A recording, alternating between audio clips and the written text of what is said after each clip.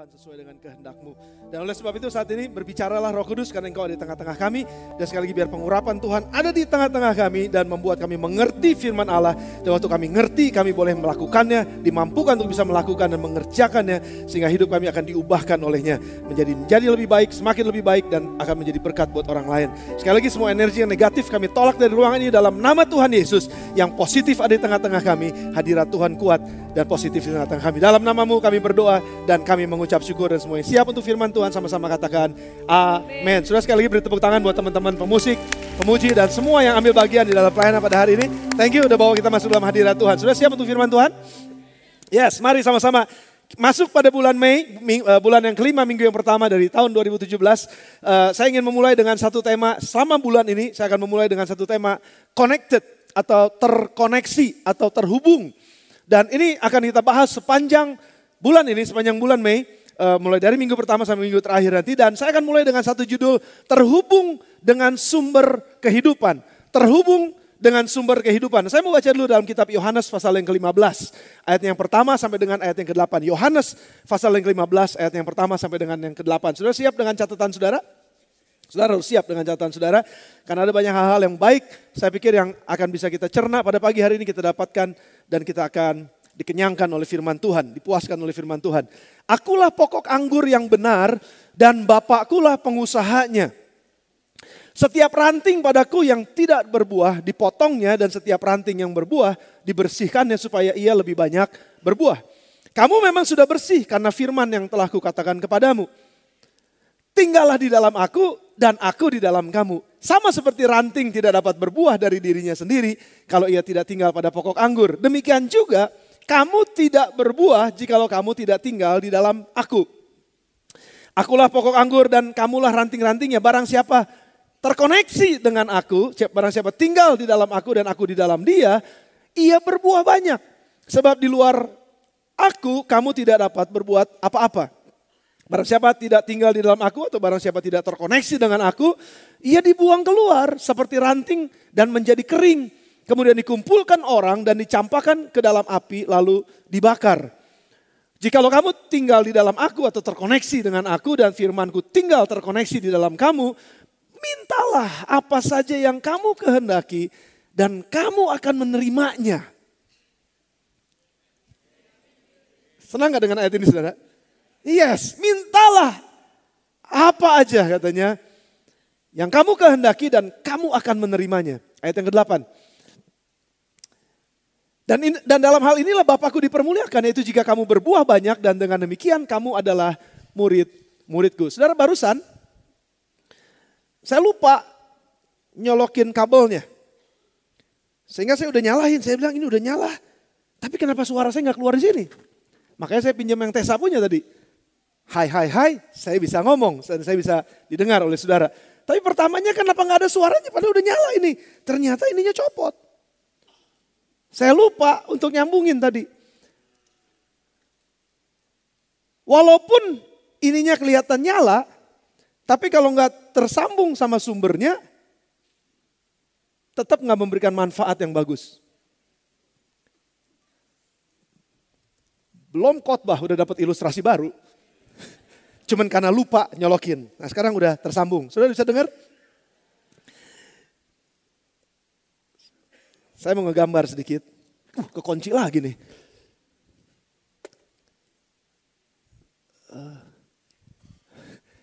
Arik, tolong.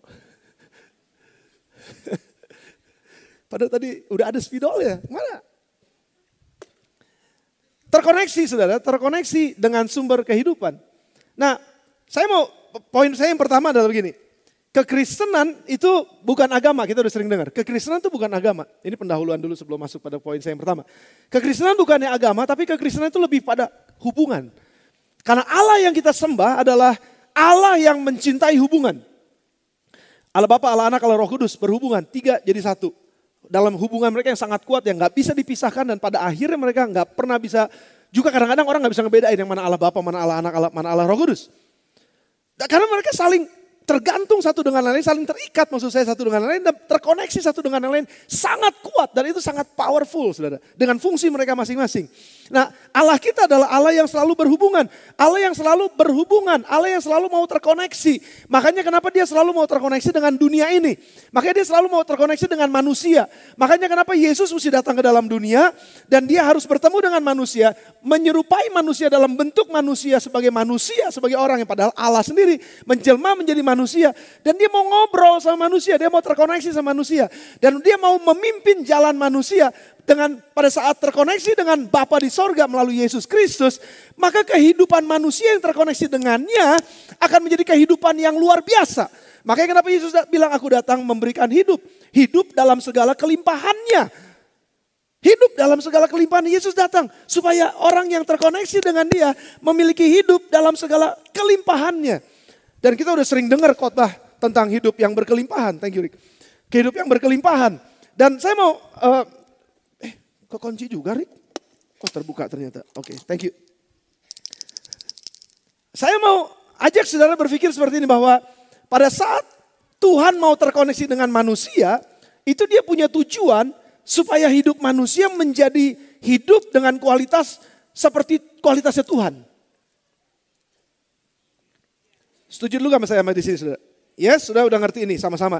Nah, Tuhan mau terkoneksi dengan manusia dan poin saya yang pertama adalah akibat dari terkoneksi dengan Tuhan, maka manusia menerima kuasanya Tuhan. Karena kita terkoneksi dengan Tuhan, makanya kita terima kuasanya Tuhan.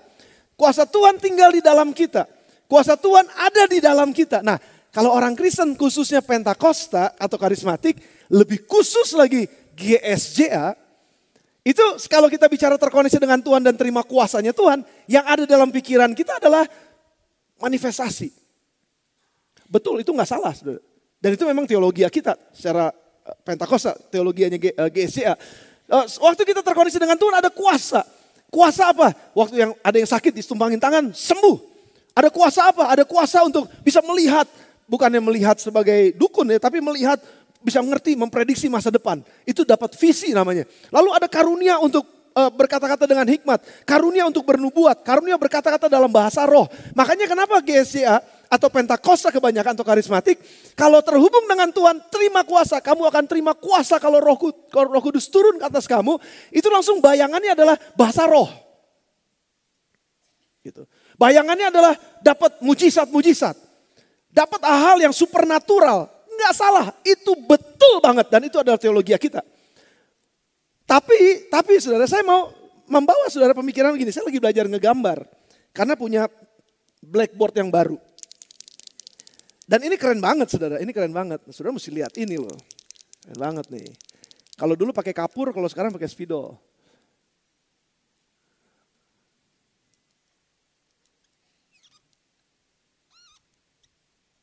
Apa nih? Wah, pinter. Berarti saya berhasil belajarnya. Oke, berhasil saya ngegambarnya. Oke. Lalu di sini ada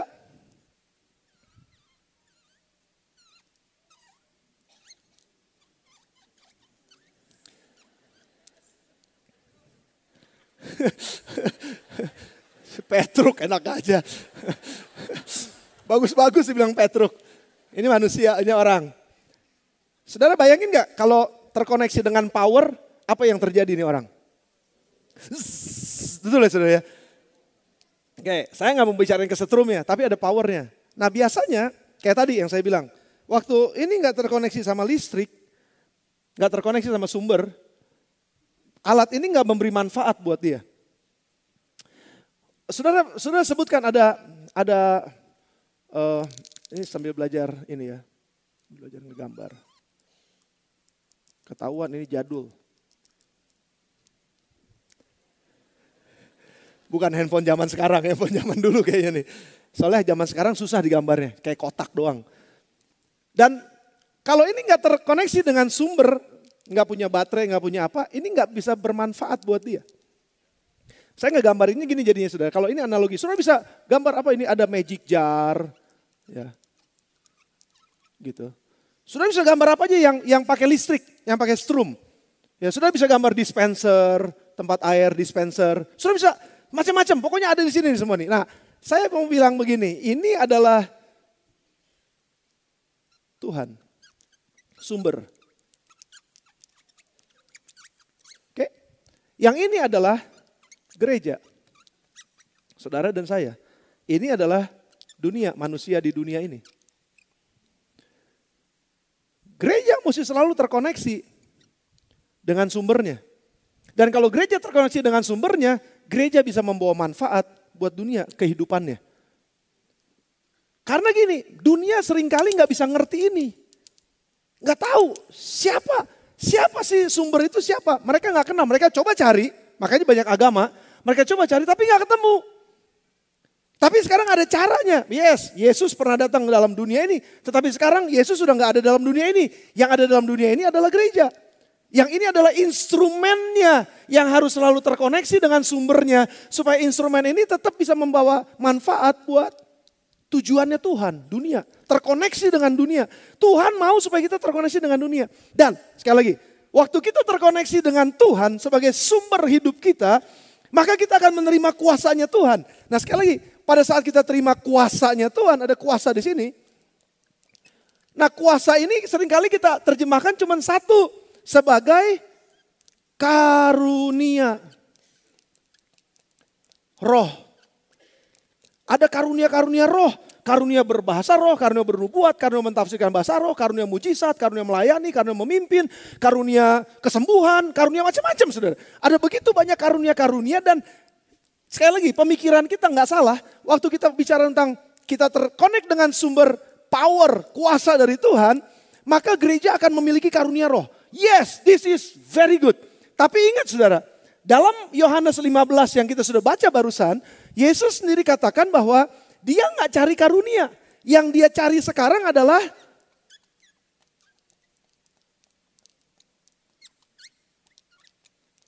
sebutin sama-sama dengan saya, 1, 2, 3.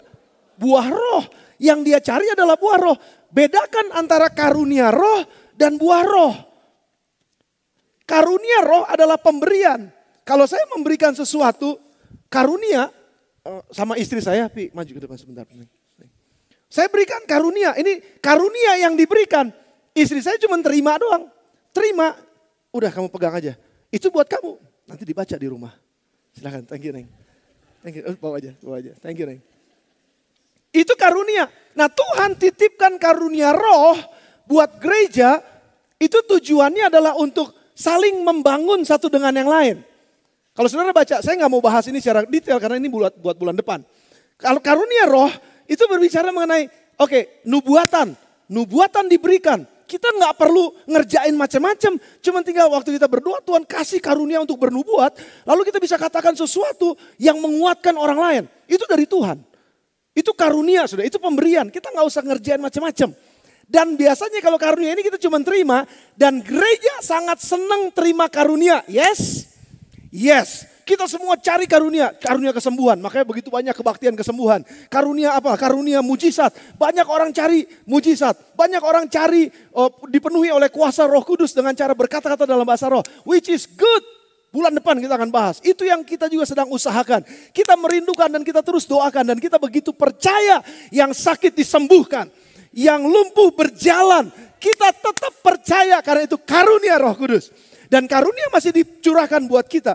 Tetapi pertanyaan sekarang adalah, Yesus lagi bilang di dalam kitab Yohanes yang kita sedang bahas, dia nggak cari karunia karena karunia itu milik dia. Karunia itu milik Tuhan. Dan dia berikan kepada manusia, kepada gereja khususnya untuk membangun, untuk saling menguatkan satu dengan yang lain. Membangun tubuh Kristus katanya, membangun gereja. Karunia adalah untuk membangun gereja. Tapi dunia kita, manusia di dalam dunia nggak kenal yang namanya karunia. Nggak tahu apa itu karunia. Karena maksud saya begini, oh ini dari Tuhan. Mereka nggak tahu. Coba saudara bisa bayangkan nggak kalau kita punya karunia roh ya. Berkata-kata dalam bahasa roh lah contohnya. Saudara datang ke kantor. Waktu saudara datang kantor ada teman saudara yang bukan Kristen. Yang nggak kenal sama sekali dengan karunia-karunia roh. Lalu bilang, sapa saudara, selamat pagi bro. Apa kabar? Hei, rabahasi kaharadia torobaya sikararbadiaramu. Saudara langsung bahasa roh gitu kira-kira. Sorry, saya pakai ilustrasi yang sedikit ekstrim. Dan waktu saudara berkata-kata dalam bahasa roh, terus teman saudara kan langsung, apaan nih? Satu kali Johan Mogi, pendeta pernah cerita di bawah di tempat kita ICL, dia Dia disadarkan banget waktu dia jaga parkir. Gembala sidang jaga parkir sudah waktu itu. Terus dia bilang, ada orang baru, saya tanya katanya, Shalom Pak. Terus bingung kan, ya orang barunya begitu bilang Shalom itu langsung jawabnya, Andi katanya. Disangka namanya Shalom. Karena Shalom gitu. Andi, nggak ngerti, artinya gini, ada banyak karunia-karunia roh yang sebenarnya diberikan buat gereja yang cuma gereja ngerti. Tapi dunia nggak ngerti. Nah yang dunia ngerti adalah buah roh. Buah roh itu apa? Kalau sudah baca dalam kitab Galatia pasal yang kelima ayat yang ke-20, 22. Terus yang ke bawahnya dikatakan karunia roh adalah kasih, sukacita, damai sejahtera, kesabaran, ketekunan, kesetiaan, kelemah lembutan, penguasaan diri, dan lain sebagainya. Dan ada begitu banyak buah. Nah maksudnya begini saudara, karunia kita tidak perlu usahakan. Kita cuma minta sama Tuhan, kita berdoa, kita minta, Tuhan beri. Tapi buah roh nggak bisa didoakan dan diminta. Buah roh harus dikerjakan. Buah roh harus diusahakan. Karena untuk orang bisa mengampuni temannya yang bersalah kepada dia, itu nggak bisa cuma didoakan, Tuhan kirimkan saya roh pengampunan. Tapi begitu ngelihat, gua geluh. Berdoa lagi, nggak bisa. Saudara mesti melangkah dan saudara mesti bilang, aku mengampuni kamu. Lepaskan pengampunan itu. Dan itu sakit saudara. Nah makanya jangan heran bahwa ada begitu banyak gereja cuma sukai dengan karunia roh tapi nggak berbuah roh. Punya banyak karunia, punya karunia mengajar. Khususnya khotbah gitu, punya karunia. Saudara bisa ngelihat saya khotbah, weh keren banget ya kalau si pastor khotbah keren banget. Gue pengen denger banget. Oh terima kasih. Tapi itu cuman karunia, saya punya karunia khotbah. Nggak semua orang punya karunia khotbah. Nggak semua orang punya karunia bisa ngomong di depan sini. Boro-boro ngomong di depan, lagi duduk disuruh ngomong aja langsung ngegeter. Nggak bisa saudara.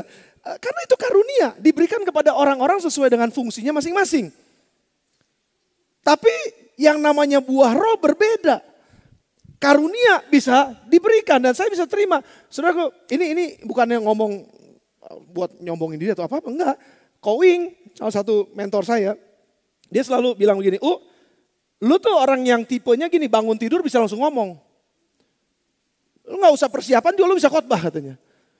Karena saya artinya gini, fluent kalau ngomong gitu. Saudara bisa ngerti maksud saya? Karena itu lahir, tapi ada orang yang belajar terus nyiapin gitu. Ngomongnya susah, kalau depan orang kagok. Itu bukan karunianya. Ada orang-orang yang kalau bangun tidur bisa langsung nyanyi. Oh gitu nyanyi, langsung bagus suaranya. Ada orang yang udah belasan tahun ngeles nyanyi, suaranya fals terus. Karena memang bukan karunianya. Orang bisa hebat di dalam karunia, tapi belum tentu hebat berbuah. Dan buah ini harus dilakukan. Makanya orang lebih enak terima daripada menghasilkan. Lebih enak mereka, wah ya saya udah terima dan saya bisa gunakan. Nah saya mau tulis ini buat saudara. Kita sering dengar kan. Karisma dan karakter. Karisma itu bahasa Yunaninya karunia. Karakter ini bahasa rohaninya buah roh. Karisma bisa membawa engkau naik tinggi. Tapi cuman karakter yang bisa mempertahankan engkau di tempat yang tinggi. Saudara kalau setuju sama saya katakan amin. Ada banyak orang yang bisa top, hebat banget dalam kehidupannya, khususnya dalam hidup rohaninya, hebat banget. Dia bisa, wah melayani Tuhan tuh udah kayak malaikat. Luar biasa, setiap kali ketemu tuh, haleluya. Gimana baik-baik kabarnya? Ditanya baik kabarnya gimana? Luar biasa puji Tuhan. Orang kalau ditanya gimana kabarnya? Baik, baik. Atau enggak baik, kan itu jawabannya. Tapi gimana kabarnya? Baik. Oh harabaya syih kata karamu luar biasa. Karunia rohnya luar biasa saudara. Jadi kuat banget karunia rohnya. Tapi sementara karunianya kuat. Sementara karismanya luar biasa. Kalau melayani ini hebat banget. Wah orang-orang bisa nangis kalau dia lagi pimpin. Orang-orang bisa nangis kalau dia lagi khotbah. Orang bisa nangis kalau dia lagi konseling. Oh itu luar biasa karena memang karismanya hebat. Tapi aneh. Diudak-udak debt collector. Karena utang sana sini gak beres.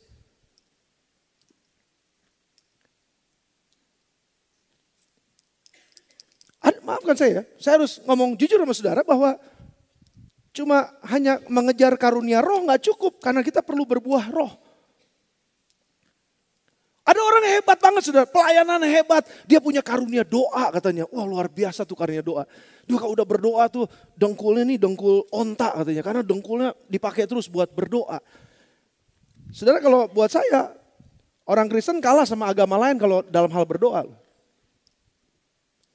Yang lain kalau udah berdoa tuh tok tepat banget, nggak boleh enggak. Orang Kristen kadang-kadang malas berdoanya. Betul apa enggak saudara? Wah biarin punya karunia bisa berdoa katanya, hebat banget karunia doanya. Tapi aneh sama orang musuhan terus. Nggak pernah cocok, kerja di mana aja keluar lagi, nggak cocok.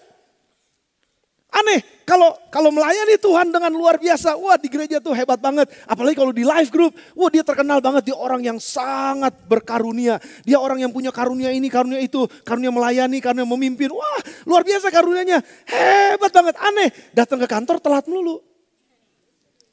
Karena itu bicara mengenai karakter. Dan yang lebih hebat lagi adalah pada pagi hari ini, Yohanes 15 ayat pertama sampai dengan 8, Yesus gak pernah nyinggung karunia. Yang dia singgung adalah buah. Dan buah itu gak karena diberikan. Saudara gak pernah minta berdoa untuk saudara bisa tekun. Tuhan berikan saya roh ketekunan. Tiba-tiba roh ketekunan turun, truk gitu. Gak pernah, saudara mesti tekun. Artinya saudara mesti kerjakan dengan sungguh-sungguh. Aduh memang berat ya gak apa-apa, bangun lebih pagi lagi, berusaha lagi. Besok bangun pagi lagi, saudara usahakan lagi. Terus saudara lakukan dengan tekun, Ini baru menghasilkan buah. Jadi gak tiba-tiba saudara berdoa aja, doa puasa dapat tekun.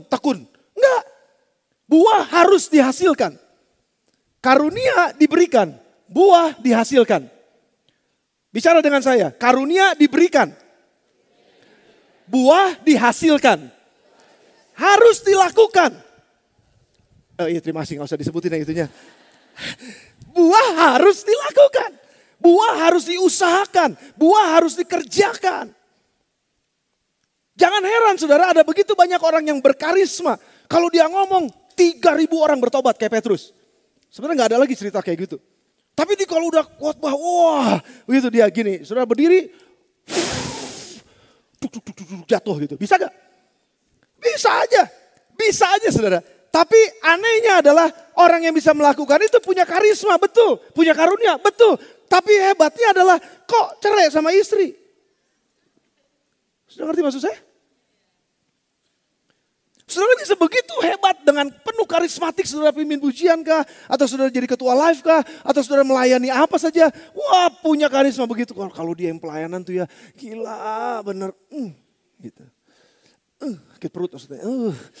Kalau dia pelayanan tuh aduh gila gue nangis mulu kalau dia pelayanan. Luar biasa. Saya mau bilang ini sama saudara. Saudara boleh terkesima dengan siapapun yang berdiri khotbah di sini. Puji Tuhan buat itu. Dan memang ini orang-orang yang sengaja dipilih ada di sini. Tapi saudara akan lebih bisa meneladani bukan cuma sekedar apa yang diajarkan. Saudara bisa lebih meneladani mereka atau kami semua yang ada di sini melalui kehidupan kami sehari-hari. Waktu kami gak ada di sini. Saudara bisa lihat waktu kami bawa mobil gimana. Saudara bisa lihat waktu kami punya pakai kredit card gimana cara pakai kredit card. Saudara bisa melihat bagaimana kami dalam keluarga. Saudara bisa melihat bagaimana kehidupan sehari-hari. Bagaimana disiplin dengan waktu. Bagaimana waktu kerja. Bagaimana waktu melayani di kantor. Bagaimana waktu melayani orang-orang. Bagaimana waktu buat janji. Dan lain sebagainya. Saudara itu semua bicara mengenai karakter. Dan karakter itu bicara mengenai buah roh. Disiplin adalah salah satu buah roh. Ada orang yang punya karunianya luar biasa. Karisma luar biasa tapi gak disiplin.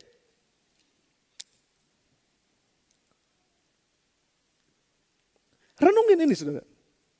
Dan itu yang dikatakan oleh Tuhan Yesus. Kalau kamu terhubung dengan kuasa, kamu bukan cuma sekedar terima karunia. Puji Tuhan buat karunia. Memang Tuhan akan kirim hanya untuk membangun tubuh Kristus, hanya untuk menguatkan orang-orang. Yes, puji Tuhan. Lalu buah ini yang harus dihasilkan kalau kamu terkonek dengan Dia.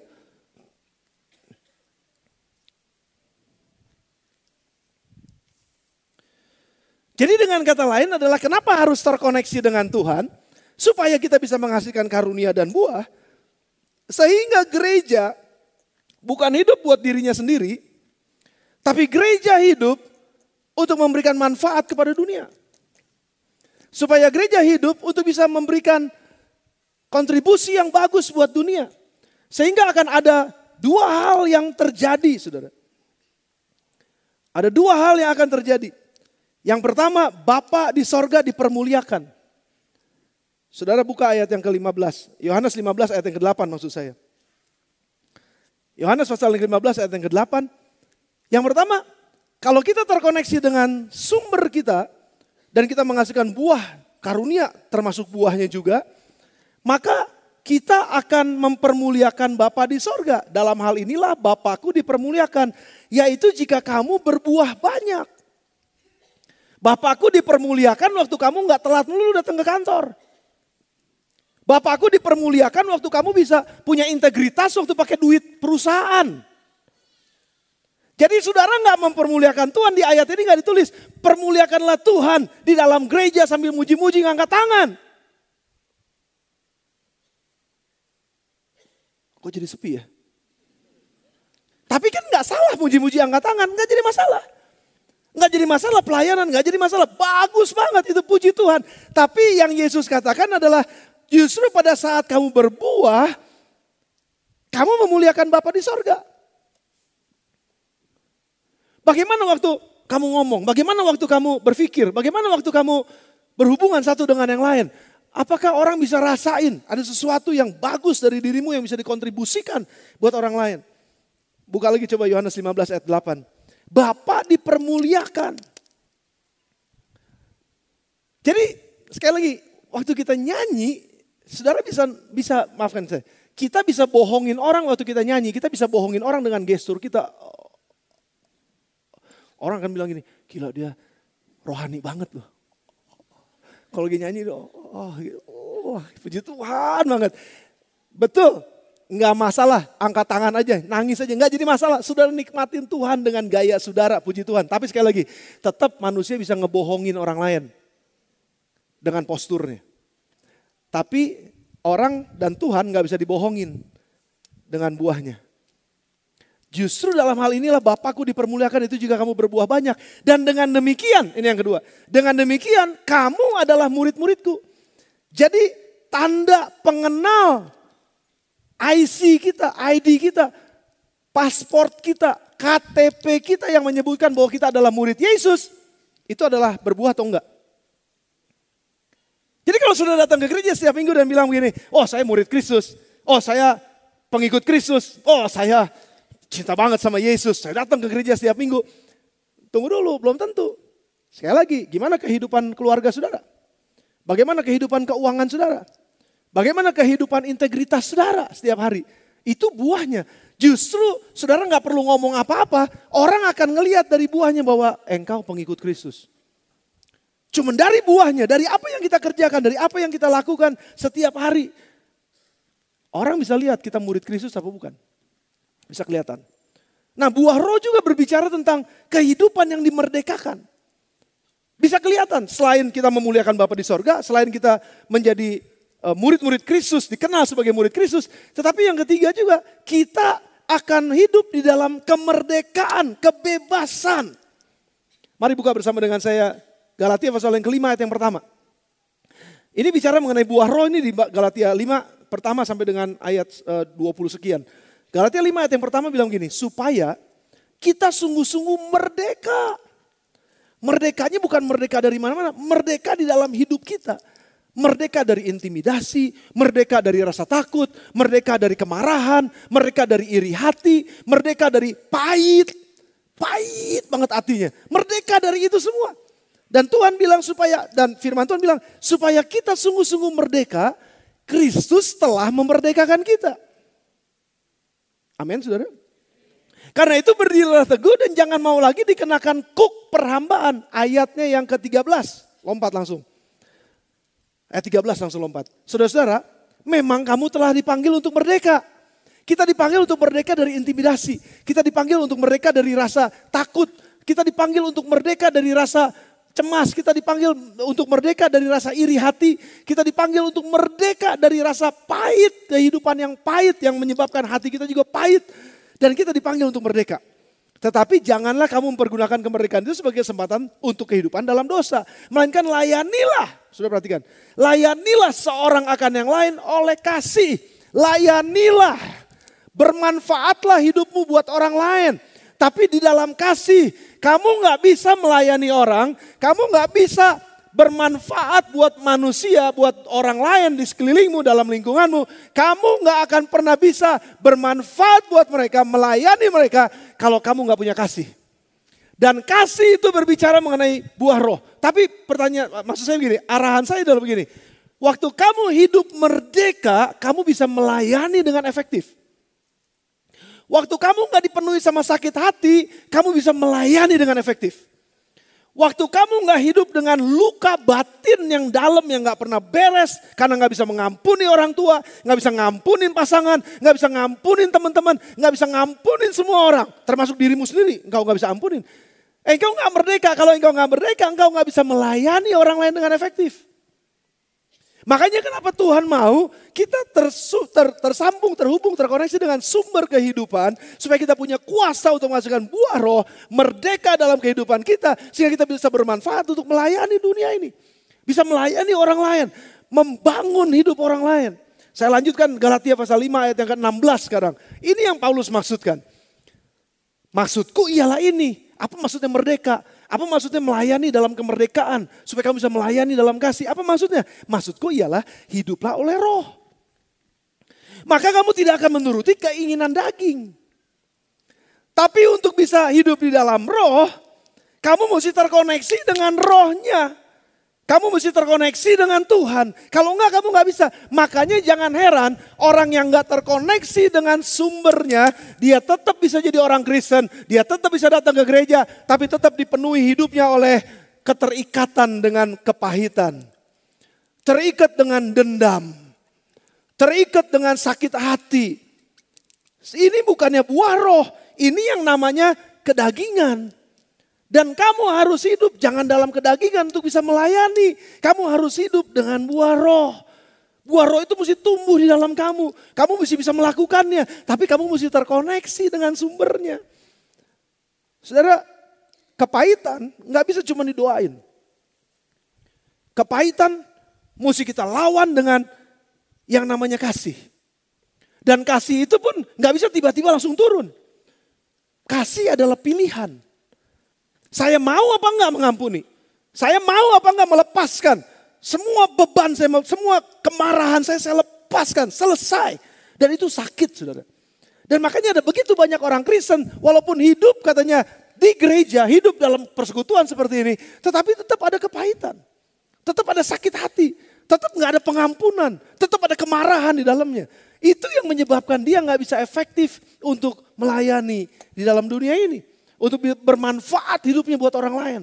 Membangun kehidupan orang lain susah sekali. Karena masih terikat dengan kepahitan, dendam, dan sakit hati.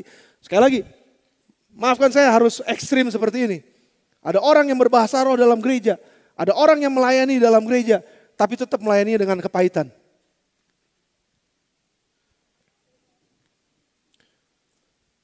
Tapi tetap melayani dengan dendam. Wah, sakit hati ditinggal sama suami. Liatin. Masuk ke dalam gereja. Melayani dengan sungguh-sungguh.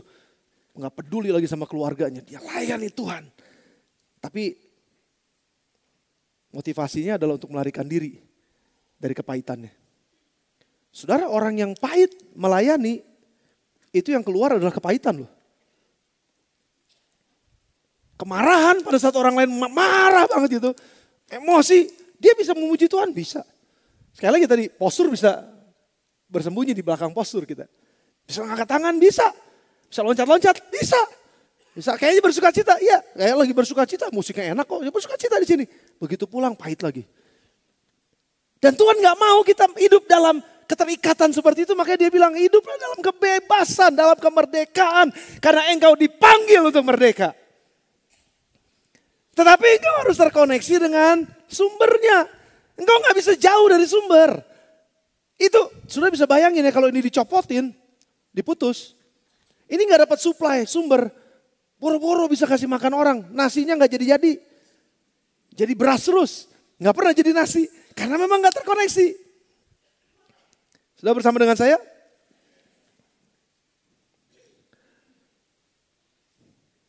Matius 7 ayat 15 sampai dengan 16. Matius 7 ayat 15 sampai dengan 16. Waspadalah terhadap nabi-nabi palsu. Orang ini bisa pakai jubah keagamaan. Nabi palsu ini bisa dapat jubah keagamaan. Bisa pakai semua atribut keagamaan. Datang ke gereja bisa juga pakai jas, kelihatannya keren banget. Bisa ngomong hal-hal yang rohani kelihatannya. Tapi mereka adalah nabi palsu yang datang kepadamu dengan menyamar seperti domba. Ngajarin hal-hal yang kayaknya kok bener ya, kayaknya kok iya ya. Tetapi sesungguhnya mereka adalah serigala yang buas. Ayat yang ke-16, ini Yesus yang katakan loh saudara, ayat yang ke-16. Bukan dari karunia-Nya kamu akan mengenal mereka. Jangan kenalin orang yang pakai jubah-jubah itu cuman karena jabatannya sebagai tokoh agama.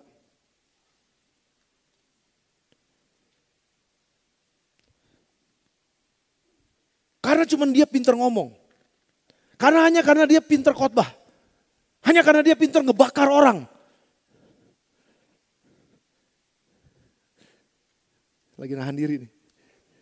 Untuk gak ngomong yang salah. Penguasaan diri. Bukan dari karunia-Nya kamu akan mengenal mereka. Tapi dari buahnya. Kita bisa tertipu banyak loh saudara. Sama nabi-nabi palsu. Wah, saya ngomong yang paling ekstrim ya. Tahan dulu ayatnya, biarin wajah saya gak kelihatan di atas gak apa-apa. Tapi yang penting ayatnya ada di sana. Saya mau ngomong jujur ini sama saudara. Jujur maksudnya, anggaplah saudara ngelihat saya sebagai gembala sidang. Saudara bisa ketipu dengan penampilan saya. Saudara bisa ketipu sama penampilan saya. Saudara cuma bisa kenal saya, jangan cuma kenal saya waktu berdiri mimbar, sekali lagi.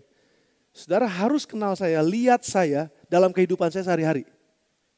Dari buah saya lah saudara akan kenal siapa saya. Ini tantangan nih. Buat pendeta-pendeta ini tantangan nih buat kita nih. Serius. Ketua live juga sama. Saudara bisa mimpin live dengan luar biasa. Pemimpin-pemimpin gereja sama. Saudara bisa mimpin gereja dengan luar biasa. Pemimpin rohani siapapun. Kita bisa memimpin dan kita, maafkan saya, bisa punya karisma luar biasa. Karunia rohnya luar biasa.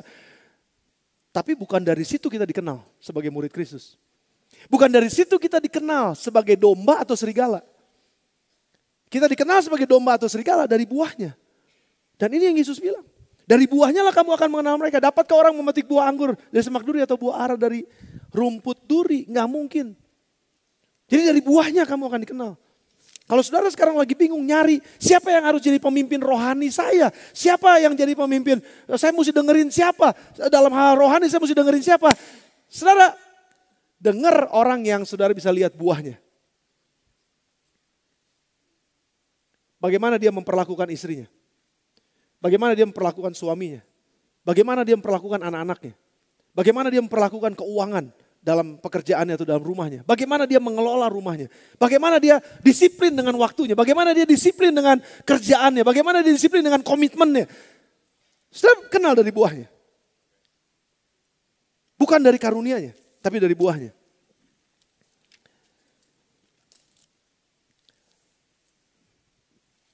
Jemaat mula-mula terhubung dengan Tuhan akibat tanda-tanda heran. Saudara mungkin bilang, tapi kan jemaat mula-mula kan ngelihat karunia Petrus loh. Petrus bangkitin orang lumpuh, itu karunia kan? Betul. Paulus jalan, Paulus sama Petrus tuh jalan. Bayangannya kena orang sakit sembuh. Kita mau kayak begitu, gak apa-apa. Kita cari, puji Tuhan kalau kita bisa kayak begitu. Paulus sapu tangannya dikasih sama orang sakit. Karena kejauhan, nih sapu tangan saya bawa. Begitu sapu tangan ditaruh di tempat orang sakit, yang sakit itu sembuh. Karunia bukan saudara? Luar biasa. Saudara mungkin bisa tanya, tapi kan awalnya karunia-karunia rohani ini kan itu yang membawa orang kenal Tuhan. Betul apa enggak? Betul. Tapi pertanyaan saya adalah begini, kalau kita cuma baca kisah para rasul, karunia-karunia roh ini berjalan dengan luar biasa dan orang banyak terima Yesus, kita juga mesti baca surat-suratnya Paulus.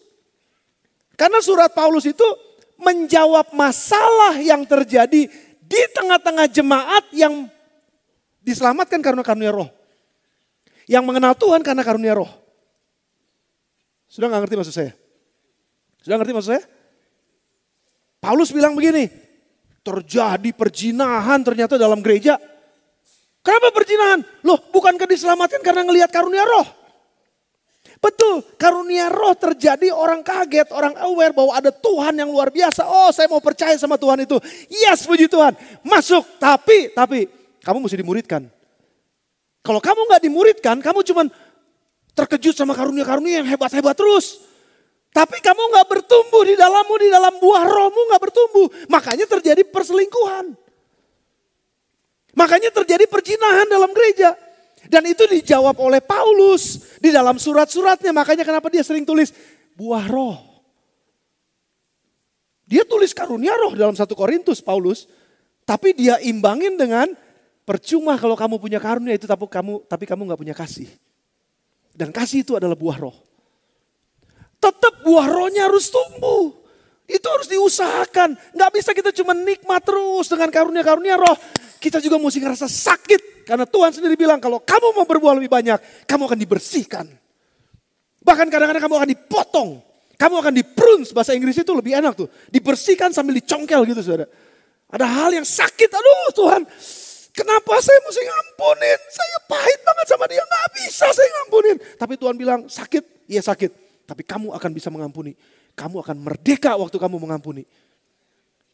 Kamu gak bisa merdeka waktu kamu bahasa roh doang. Itu cuma buat ngebangun roh kamu. Tapi itu gak membangun jiwa kamu di dalam yang sakit dan terluka. Jiwa kamu bisa disembuhkan hanya pada saat kamu menghasilkan buah.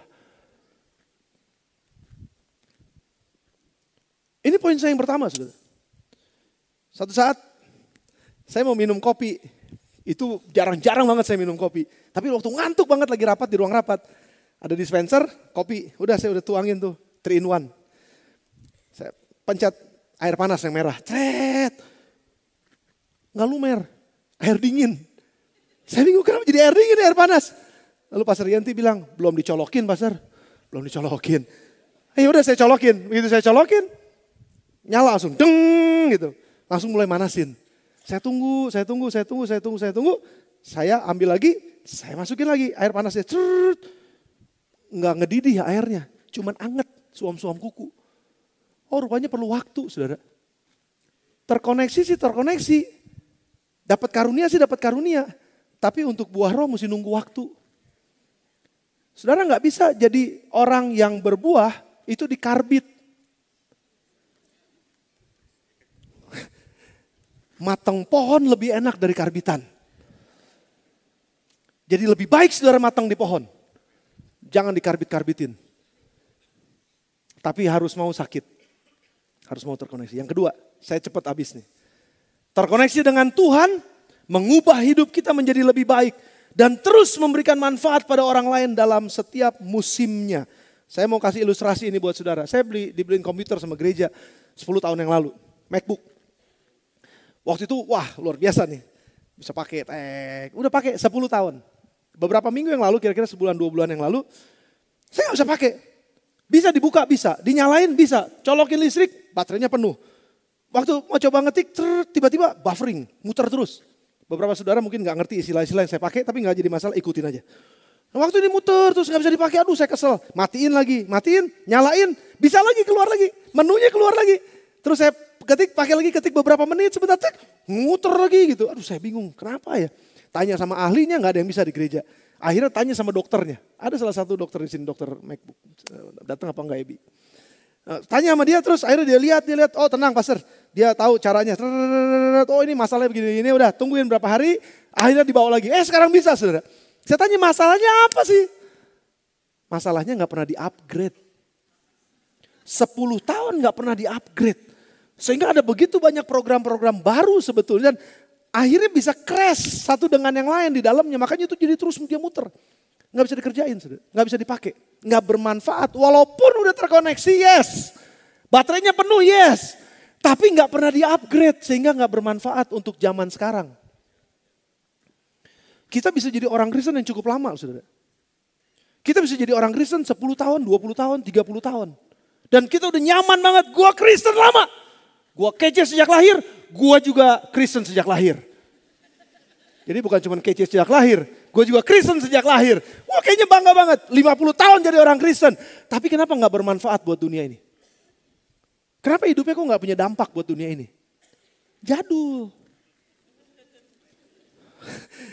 Gak di-upgrade. Gak ada yang relevan di sini ya. Kemarin ada tuh rasanya, gak ada. Relevan artinya nyambung sama siapa yang dia ngomong sekarang. Komputer saya relevan buat 10 tahun yang lalu dengan semua iOS-nya. Wah, saya ngomongnya agak susah. Dengan semua programnya. 10 tahun yang lalu. Fiturnya segala macam itu cocok buat 10 tahun yang lalu. Tapi buat yang sekarang enggak. Makanya harus di-upgrade. Kalau saudara terkoneksi terus dengan sumbernya, saya terkoneksi terus dengan Mac yang ada di, nggak tahu di iCloud entah di mana, di Amerika apa di mana. Saya terkoneksi terus setiap kali bilang upgrade, upgrade, upgrade. Saya upgrade aja. Klik saya upgrade. Saya nggak akan pernah menemukan masalah. Tapi yang jadi masalah walaupun saya terkonek semuanya, ininya masih ada, masih bagus. Tapi satu saat udah nggak bisa lagi dimengerti oleh dunia. Makanya kenapa banyak gereja nggak dimengerti oleh dunia? Karena nggak relevan. Karena nggak nyambung. Ditanya, bagaimana keluargamu? Jawabannya, haleluya. Dunia nggak ngerti. Gimana keluargamu? Jawabnya haleluya. Gimana keluargamu? Oh, hikarabayashi, kiratakarababayashi, karadabayala. Kayaknya rohani banget, tapi tetap dunia nggak ngerti. Dunia sedang mencari yang bisa nyambung sama dia. Dan Tuhan mau nyambung supaya dunia bisa lihat dia. Dan dunia mau cari dia, ketemu sama dia. Tapi gak bisa nemuin dia. Di mana harus ketemu? Di gereja. Makanya kenapa gereja kita mesti tetap stay young and relevant. Saya baru belajar kemarin di JPCC Conference. Dengan beberapa pendeta yang lain, teman-teman yang lain. Dan dikonfirmasikan oleh Pastor Jeffrey Rahmat. Relevan itu bukan cuma bicara pakai jin sobek-sobek. Relevan itu bukan cuma bicara pakai lighting segala macam di gereja. Relevan itu adalah pada saat kita hidup di marketplace, di tempat kerja kita, di tempat usaha kita, di kampus kita, di sekolah kita. Apakah orang ngerti kita? Dan orang nyambung sama Tuhan melalui hidup kita. Itu namanya relevan. Nah sekarang pertanyaannya, kalau kita nggak terhubung sama sumbernya, sama Tuhan, boro-boro firmannya kita nggak ngerti apa-apa kok. Cuma sekedar ngerti angkat tangan doang, cuma sekedar ngerti tengking setan dalam nama Yesus, tapi setan nggak keluar-keluar. Karena memang kita nggak tersambung sama sumbernya. Karena kita nggak tersambung sama firmannya. Kita nggak tinggal di dalam dia dan dia nggak tinggal di dalam kita. Bagaimana mungkin kita bisa berbuah banyak? Dan pada akhirnya berdampak buat dunia ini. Sama seperti komputer saya 10 tahun yang lalu. Sangat efektif, saudara. Tapi setelah 10 tahun dan gak pernah di-upgrade komputernya, jadi gak efektif. Padahal komputer mahal loh. Mau dibilang bagus, bagus komputernya. Tipis, tipis banget. Asa-asa pegang, ini lebih tebal, ini tebal banget nih. Komputer saya lebih tipis. Keren banget, kayaknya modern gitu. Tapi gak bermanfaat. Saudara bisa kelihatan jadi Kristen, orang-orang Kristen yang modern, tapi gak dikenal sama dunia ini. Tapi gak bisa dibaca sama dunia ini. Orang gak bisa lihat Tuhan dalam kita. Karena memang kita gak terkoneksi bagus sama dia. Gak di-upgrade terus di dalam dia. Sekali lagi, lama mengikuti Yesus gak menjadi jaminan seorang hidup dan bisa memberikan manfaat buat dunianya. Buat lingkungannya, gak menjamin. Kecuali dia mau terus-menerus di-upgrade. Kecuali dia mau terus-menerus diperbaharui lagi oleh firman Tuhan. Diperbaharui lagi oleh firman Tuhan. Dengar firman Tuhan yang fresh. Lakukan dengan sungguh-sungguh. Dia akan terus berkembang. Dia akan terus semakin hari semakin baik hidupnya. Saudaraku, ketahuilah Tuhan kita adalah Tuhan yang progresif. Makanya kita mengenal dia secara progresif. Tuhan kita Tuhan yang besar banget. Kita nih otak kita, pengetahuan kita cuman, maksud saya otak kita kecil. Tapi sangat terbatas untuk pengetahuan tentang Tuhan. Jadi waktu kita tahu Tuhan segini, Tuhan tuh masih seruangan ini. Saudara bisa bayangin ya. Waktu pengetahuan kita semakin bertambah, Tuhan tuh masih sebesar ini. Dan waktu kita pengetahuan semakin bertambah besar lagi, Tuhan masih tetap lebih besar dari kita. Makanya kita nggak boleh berhenti untuk belajar mengenal Dia. Karena nggak akan pernah habis-habisnya Tuhan kita. Sangat besar. Sudah bisa bayangin kalau hidup kita terus semakin hari semakin berkembang, semakin hari semakin diubahkan, semakin hari menjadi semakin lebih baik luar biasa. Bukankah itu yang namanya great life, saudara? Kehidupan yang luar biasa yang memang Tuhan janjikan buat kita. Ada pendapat orang yang bilang begini, nggak usahlah terkoneksian, yang penting saya udah datang ke gereja, udah rajin aja bayar perpuluhan, udah rajin aja kasih persembahan, udah rajin aja ke gereja, nggak usahlah sampai gimana-gimana.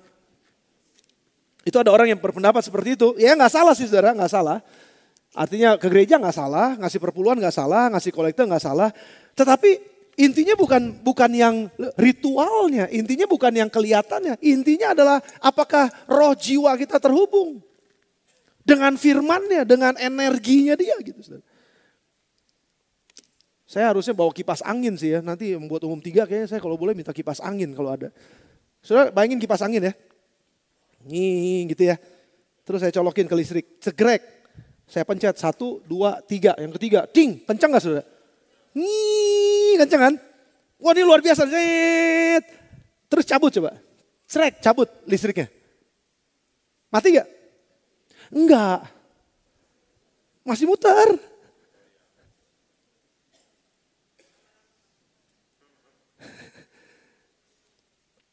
Ada orang yang bilang gini, gak apa-apa tuh gue gak usah ke gereja juga, gak apa-apa gue gak baca Alkitab, gue tetap bisa nyanyi, gue tetap bisa kerja, gue tetap bisa berbuat baik, yang penting gak ganggu orang, masih bisa. Gak usah begitu Anda, fanatik-fanatikan. Gak usah terlalu fanatik jadi orang Kristen mah. Ada orang yang bilang begitu, saudara, ada orang begitu. Cuma saya mau bilang begini, oke, Adam dan Hawa waktu Tuhan bilang, katanya jangan makan buah itu, waktu kamu makan buah itu kamu pasti mati. Makan. Nungguin nih, mati gak? Mati gak? 1, 2, 3, 4, 5, 6, 7, 8, 9, 10. Sampai 1000 kali itu gak mati-mati. Betul gak saudara? Tapi waktu makan kan sebenarnya lagi kayak dicabut seperti kipas tadi tuh. Tapi lama-lama, kenapa saudara lama-lama kok hidupnya jadi tambah berat ya? Ke gereja kok tambah berat ya hidup ini ya? Ke gereja tapi kenapa tambah mangkel hidup ini ya? Ke gereja tapi kenapa sakit hati terus ya? Jangan-jangan saudara udah copot. Udah di-unplug kayaknya. Udah ketarik dari sumbernya. Bergerak. Sudah kalau naik mobil nih. Terus matiin coba mesinnya. Kalau bisa. Saya gak tahu bisa apa enggak. Kira-kira aja. Terus matiin. Mobilnya masih jalan gak? Masih jalan kan? Apalagi kalau ada pudunan. Makin cepat jalannya. Betul apa enggak? Betul ya saudara ya? Hidup kita kalau dalam pudunan enak. Bisa jalan terus. Tunggu ada tanjakan.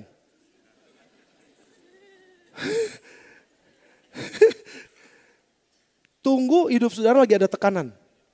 Tunggu hidup saudara lagi ada masalah. Di situ baru saudara sadar. Kenapa jadi tambah berat ya? Kenapa hidup gue tambah susah? Padahal gue datang ke gereja loh. Padahal gue ikut life group loh. Padahal gue pelayanan loh. Tapi ternyata gue gak terkonek rupanya. Sama sumbernya. Makanya hidupnya gak jadi lebih baik. Hidupnya malah jadi ngejengkang. Boleh saya tutup dengan satu ayat. Favorit saya. Bukain dulu ayat yang dari Alkitab yang tertulisnya. Mazmur 1 ayat 1-3. Berbahagialah orang yang tidak berjalan menurut nasihat orang fasik. Yang tidak berdiri jalan orang berdosa. Yang tidak duduk dalam kumpulan pencemooh. Ini kesukaan saya ini ayat. Tetapi yang kesukaannya ialah Taurat Tuhan. Dan merenungkan Taurat itu siang dan malam. Suka banget sama Taurat Tuhan. Tadi Alkitab tadi. Suka banget sama Alkitabnya. Suka banget. 175.000. Suka banget. Sama ini. Merenungkan Taurat ini siang dan malam. Dibacain, ditandain, dikunyah, direnungin. Kadang-kadang dihafalin. Wah suka banget. Apa yang terjadi? Kesukaan yang Taurat menurutkan dia menjadi seperti pohon yang ditanam di tepi aliran air. Yang menghasilkan buahnya pada musimnya. Yang tidak pernah layu daunnya. Apa aja yang diperbuatnya berhasil. Saya mau ganti ya. Pakai bahasa saya sendiri waktu kemarin saya berdoa. Saya ngomong sama istri saya. Pi dengerin nih Pi. Saya diberkati banget. Waktu kemarin saya kirim ini sama Yanti, Pastor Yanti untuk tolong dibikinin PowerPoint-nya. Pastor Yanti belum lihat PowerPoint, tolong bikinin PowerPoint, dia gak ngeliat itu. Tapi dia cuma baca ayat-ayat ini, dia bilang, oh praise God, thank you Pastor, saya diberkati. Tapi sebenarnya saya bilang, bukan itu Ti, tolong bikinin PowerPoint-nya. Saya bilang gitu. Dia, oh itu maksudnya, tapi saya udah diberkati duluan. Gak apa-apa, memang saya diberkati. Kasih lihat coba itunya, PowerPoint-nya. Ini bahasa yang saya dapetin waktu saya berdoa dan saya renungin ayat ini sesuai dengan konteks firman ini.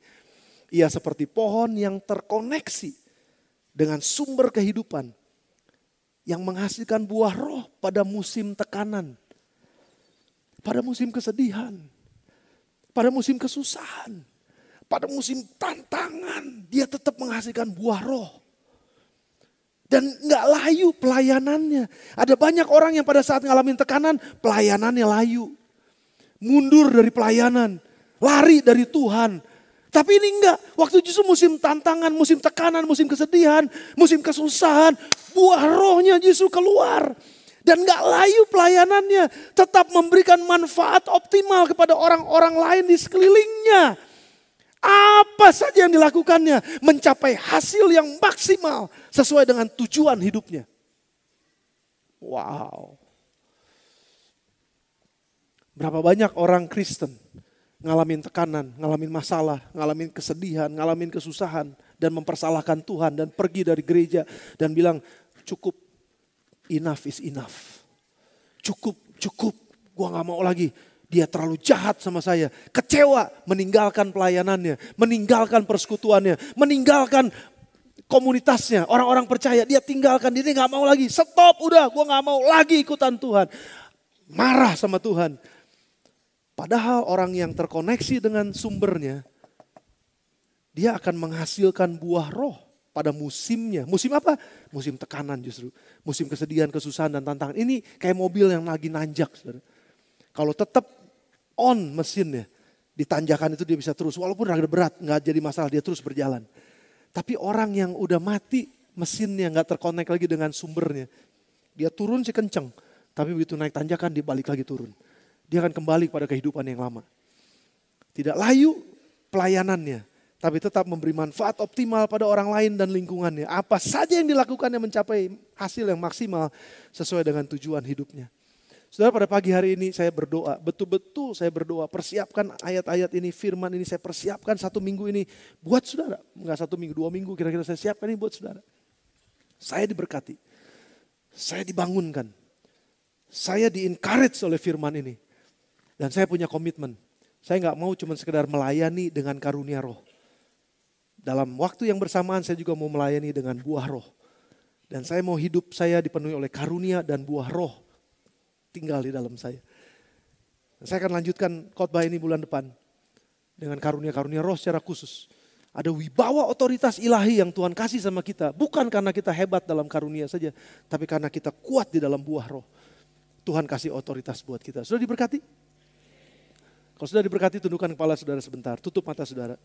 Dan kita akan datang sama Tuhan. Thank you.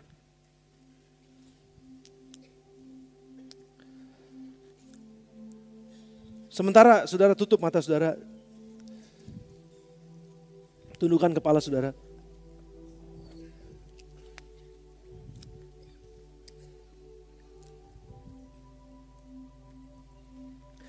Saya ngerasa sih di hati saya sementara saya doa dan siapin dan membagikan firman ini buat saudara. Saya rasa betul ada gak 1-2 orang, ada banyak di tempat ini yang sedang merasa kecewa. Pahit hatinya, luka hati saudara. Dan sepertinya saudara kayak mau menyerah aja gitu. Saya yakin firman ini bicara buat saudara. Jangan tutup telinga saudara. Jangan abaikan. Jangan anggap enteng keadaan saudara itu. Karena kalau itu diterusin, hidupmu gak akan sampai di mana-mana. Hidupmu akan putar-putar terus di padang gurun. Gak akan pernah masuk tanah perjanjian Tuhan. Hiduplah dalam kemerdekaan. Karena engkau dipanggil untuk merdeka dari perasaan itu. Dan ini ku maksudkan, kata Paulus, hiduplah dalam roh. Terkoneksilah dengan roh Tuhan. Terkoneksilah dengan firman Tuhan. Dan waktu engkau terkoneksi, Memang betul, engkau nggak langsung ngegolak air panasnya kayak tadi dispenser. Tapi makin lama, engkau semakin diperbaharui sama Tuhan. Memang nggak langsung perasaan itu bisa hilang. Tapi luka itu bisa disembuhin sama Tuhan. Perlahan-lahan dia akan sembuhkan engkau. Kalau engkau kembali terkoneksi dengan dia. Ambil waktu sebentar, tutup mata saudara. Tundukkan kepala saudara, datang sama Tuhan. Kalau ada orang-orang yang seperti ini pada pagi hari ini. Saya mau berdoa buat saudara. Karena ini pesan Tuhan. Doain mereka.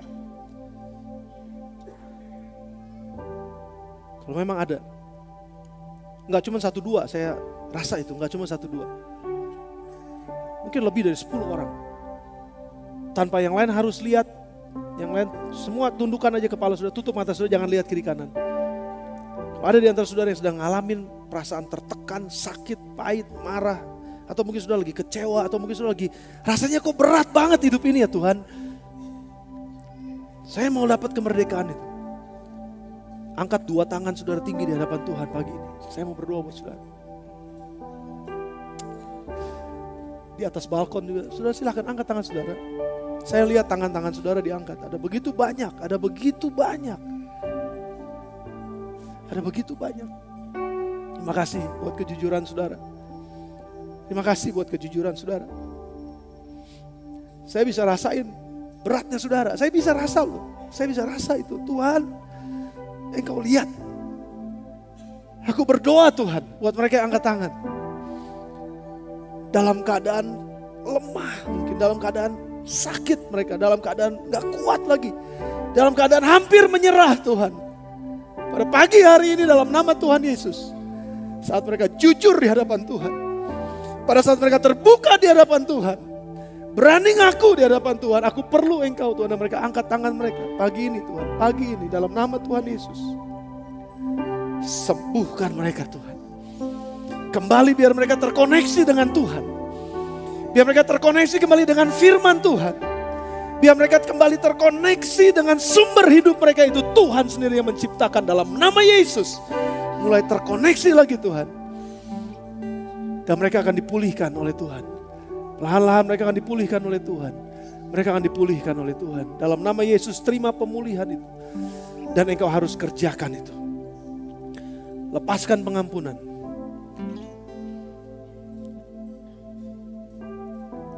Lakukan firman dengan sungguh-sungguh. Walaupun sakit rasanya.